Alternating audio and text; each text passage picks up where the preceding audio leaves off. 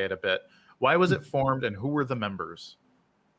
So there was a group of us that were concerned about what was happening in the market for crypto, more the social scene. And it was an observation that was specifically sparked by the tendency of everybody to run around and try and figure out who Satoshi was. And after a while, I kind of got jack of this and thought, there's something wrong here. We are the privacy community, or some of us come from the privacy community. I spent a lot of time in the PGP scene, for example, and cypherpunks were supposed to be protecting people, not outing people. Cryptography is about protecting people, not doxing them. Yeah. So a bunch of us started to do things like create memes and narratives and so forth to change the direction. And we had a few successes. We managed to, around about 2013, 2014, to spread the meme that we don't go searching for Satoshi. That's not who we are. Satoshi went for his or her or their own reasons, and we respect their privacy. And people started to pick that message up. It took 6 months of continual talking. And then a few other things happened, and it just sort of trickled on. And eventually we got the notion that we're sort of in the back stage, directing these sort of little interventions, that we are a group and we are talking to each other. So the name Prometheus Project just came up to give us a handle on what we were talking about. So the whole bunch of things that we did, not particularly successful, not particularly influential, but it was fun for a bunch of fat old white guys to get in there and try and fix things. That's funny.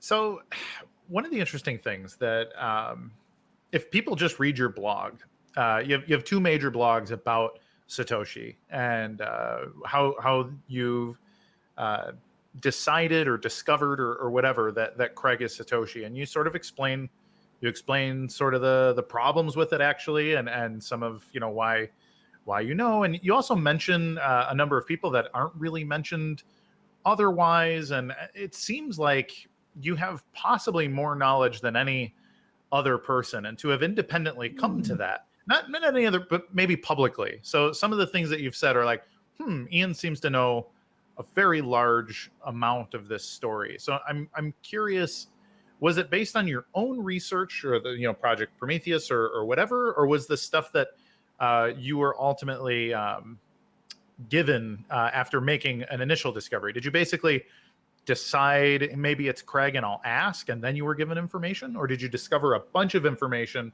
and then confirm it with Grigg?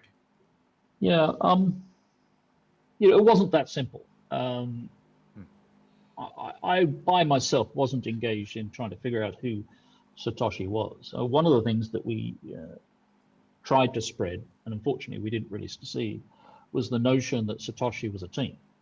And this, to me, was kind of obvious, because if you look at the white paper, you look at the emails, the posts, and so forth, they're all very good, exact English. And not only that, they're very concise and on point. And nobody does that. There aren't people who can maintain that perfect focus on the topic and avoid all the traps and so forth. So to me, that was an obvious sign that this was a team. And what was happening was one person was writing a message and another person was editing it to get it back to the appropriate spin. And if you look at the history of innovations, they're very rarely done by one person. There's generally 2, maybe 3 people involved, and they operate as a team. There might be one lead character who's doing the big part here, but there's other people doing another part over there. So I expected and felt it was a team. So we actually pushed the notion that it was a team, because if it's a team, there's no one person to go and find. You go and find one person, you haven't got the entire team, so you haven't got Satoshi.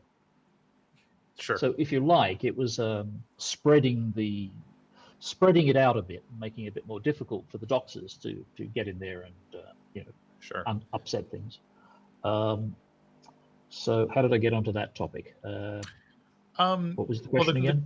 the question was, did you discover a bunch of information in your own research, or did you just discover a Oh, little bit? Like, how did you end up coming to the conclusion to write, like, yeah, Craig is the team leader and everything that you said yeah. in your blog posts? One of the team members contacted me Hmm. and started chatting, and this person did not tell me what was going on, or that they were part of the Satoshi team or anything like that. But after a couple of days, I realized this person was saying some very strange things and seemed to know things that nobody should know. So I just sat quietly and listened to the person, some rando on the net, how you pass your time talking to people, that sort of thing. And gradually the picture emerged. It took me maybe a month to start forming the conclusion. Oh, this person is part of Satoshi, because only Satoshi could have known those things or made those claims, if you like. Whether they're true or false wasn't clear, but the pattern of claims that was coming out was suggesting some sort of knowledge of the inside workings. And after a while, I got to the point where, yeah, okay, this is pretty clear. I know what's going on here. And at some point, this person said, oh, okay, you've got to meet Craig. Craig's coming to London. You've got to meet Craig. You've got to meet Craig. Okay, fine. Who is this Craig guy? Whatever. But I already knew that at this point, Craig was like the key member or the leader of the team. So I met up with him in a pub, and we had a long, engaging conversation. It was pretty good. I mean, but because he's an Australian and I'm an Australian, so we have the common language of beer and burgers. And what I did was I actually had a few ideas in my mind to throw at him, and he threw one thing at me. And each of those things were, if you like, a little test. I mean, I'm being kind of sarcastic about it, but just to think about it and put a label on it. And each of those tests indicated very strongly that Craig was capable of doing this, knew about this sort of stuff. He actually had the serious security chops to be able to do this. Right. And he knew some things on the inside which nobody else would know. And he made claims which were completely way out in the left field, to use the Americanism. And I thought about that and thought, hold on, that's not even on the agenda. Nobody knows that. Everybody knows the opposite, and you're making this claim. This is about Turing complete, for example, Bitcoin being Turing complete. He told me this in 2015 or whenever that meeting was, and I'm sitting there thinking, hold on, nobody's even mentioned the possibility that that could be true. And he gave me a few words about it, and he just did his normal Craig thing of giving you, the teaser, and then you have to go and work out everything else. Right. Later that summer, he sent us a paper to read and review or whatever, and I read through the paper, and I got my then girlfriend to help me on that paper, and we worked through it, paragraph by paragraph, trying to work it out. And finally I worked out, yes, he's saying Bitcoin is a system, and the system is Turing complete. Got it. Although it was the normal, Craig's papers are tough going, normal sort of difficulty there. But we eventually got through, and I realized, okay, he's said it. He's got a paper that shows it. And now I understand the theory. And yes, he's right. It's Turing complete if you interpret it as a system. Right. And then a bit later on, I think somewhere along the line, he explained how the script, the programming language, was also Turing complete. That was a bit harder because I had to go out and do a little bit of research to follow the logic. And the logic wasn't clear because that area is, shall we say, it's very deep computer science. And out in the world, we deal with these simplifications, which turn out to be not in the deep computer science. So you have to go into the deep computer science and look at the specific things that are going on and say, yes, it matches. So interesting. Yeah. So in situations like that, I mean, obviously there's a ton of debate about that. And I know you're friends with, or at least colleagues with, folks like Nick Szabo. And why do you think that this is obvious to you, to the degree that you can just accept that Craig is the key in Satoshi, and somebody like Nick or some of these other cypherpunks say absolutely not, it's impossible, and that he is wrong about Turing completeness and that kind of thing? Yeah. I think the answer is you have to do your own research, and I did a lot of research. So I got involved in some of the things that were going on, and I got to see a lot of documents, lots and lots, hundreds and hundreds of documents, which I no longer have. I'll point out, in case you're looking to, send a Freedom of Information Act at me. Sure. So going through those documents gave me a much bigger view of the story, and I was able to trace it, from more or less from sort of like 2005 forward, in hops with obvious gaps and so forth, but it was consistent all the way. And it showed, if you like, a human story, which hasn't really been told. And Craig went through a lot of difficulties in the period 2013 through 2016, 17. And that period was really quite traumatic. Now, if you're, how can I say this without, there's a difference between somebody who's going through a life story and somebody who's presenting you with a fraud. Sure. If you go to somebody who's presenting you with a fraud and you start poking at it, pretty soon the edges start to flake and the whole thing collapses at some point. All of that, this notion that Craig is not Satoshi, would mean that he's constructed this life experience, starting from these details about why he was doing it and how he did it, where he hit the road, hit the brick wall, where he solved that problem, where he solved this other problem, and the people around him. All of these details you can't just construct unless you're a novelist, and Craig isn't a novelist. It's a good point. And even when you read a novel, within a few pages whether it's fiction or reality. In general, sometimes a good novelist can come up with something that's ambiguous, but it's very rare.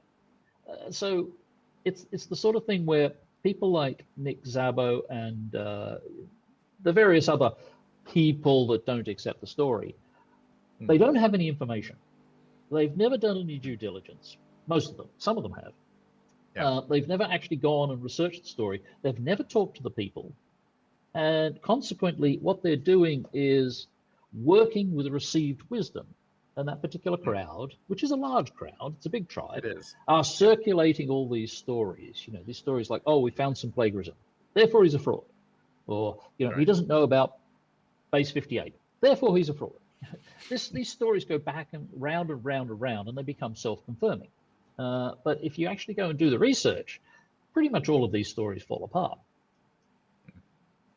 Well, that's what's interesting about it, is that people surmise, oh, this thing was edited 4 years later, and therefore the rest of his story is false. And I think that's what makes people uncomfortable, is the fact that, shoot, Satoshi isn't who I wanted him to be. Like, maybe he's not very nice. Maybe he has plagiarized, this and that, or backdated a claim or whatever, and it's like, and in fact, you even say this in your blog that I don't know if you use the word prickly or if somebody else used the word prickly, but you sort of implied, or you wrote, I wish I read it before we came on the stream, actually, but you sort of say, I think I called him an asshole.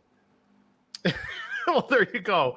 But that it's like, he's not the Satoshi we wanted, and yes. I think that's it's a really difficult thing that people have constructed, is like, hey, this is how my sausage is made, or this is what Santa Claus looks like in my head. And when you actually realize that sausage is pretty disgusting and your parents are actually Santa, like, that's a really frustrating thing for a lot of people to go through.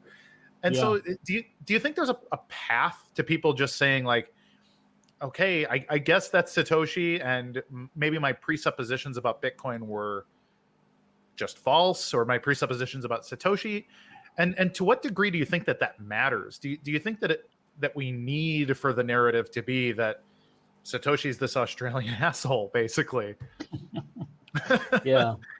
Well, it's better the asshole you know than the asshole you don't know. So, I think he responded to that saying, "No way, he's a dickhead instead." So, is there a way forward for these people? To be honest, it doesn't matter to me. Mm. I spent my time on that project for what it's worth and moved on. It was all good fun. It was important to do my bit, if you like. I actually felt quite strongly that the community was capable of eating its own babies, and we really shouldn't have been doing all those nasty things and trying to figure out who Craig was and then or who Satoshi was, and then proceeding to tear him limb from limb. Right. But that was bad character. So to a large extent, myself and a lot of people, the few of us in the Prometheus project, were busily trying to prepare the day for that to happen and for him to come out, for various other revelations to happen, which haven't, it seems, happened, et cetera, et cetera. But how people come to the realization that Craig was the leader of the Satoshi team and we've been wrong all along, I don't know. I mean, it's not about signing. The problem with signing is that there's so much uncertainty about it. We know from cryptography, signing was never a successful application. These days, if you sign a document, you do it on a website, and you're actually tied up to some contract with somebody you don't know. It's a messy business. But digital signing, whatever happened to that? So it's not sufficient to say spend some coins and now then we'll believe. That's idiocy. So I think it's just going to be a matter of time. There's going to be a single penny dropping for each different person. The copyright case, for example, was a little bit of a penny. There will be a time where coins start to move, and that will be a clatter of pennies. No, for sure. And I think, for full clarity, I think a lot of people don't really know where you stand in regards to, I mean, Craig being Satoshi is one thing. And then I think a lot of people want to immediately say, well, then you must also be a BSV shill or all of these other things. And I want people to know, that I know for a fact that you are quite an independent thinker, including in the blockchain economy. So maybe, do you even see those things as necessarily related? I mean, Craig can prove he's Satoshi, and BSV can also just never be a grand investment for people or whatever else. What do you think? What do you think is the right way to balance those two parts of just reality, I guess? Well, it's a difficult problem because the crypto market has emerged as so heavily polarized to the coin I like is the coin I defend. And if you look at the incentives, it works that the group is basically all in, and they will spend their time convincing other people to go in because a newcomer raises the value for all of us. So we're all incentivized to go and do that. But unfortunately, nobody can really predict the future. And the notion of comparing one coin against another is a bit of a fool's errand because the market has a lot more going for it than just the technology. So, for example, you can see the problems that Ethereum has had with their performance and their rising fees and all this sort of stuff doesn't seem to have dented its popularity. So if you like, you look at BSV and it's got this wonderful marketing claim that the fees are, almost nothing, and it does so many millions of transactions per second. This is fantastic. It demonstrated, what was it, 50,000 transactions per second, and more are coming. Doesn't seem to have changed the market.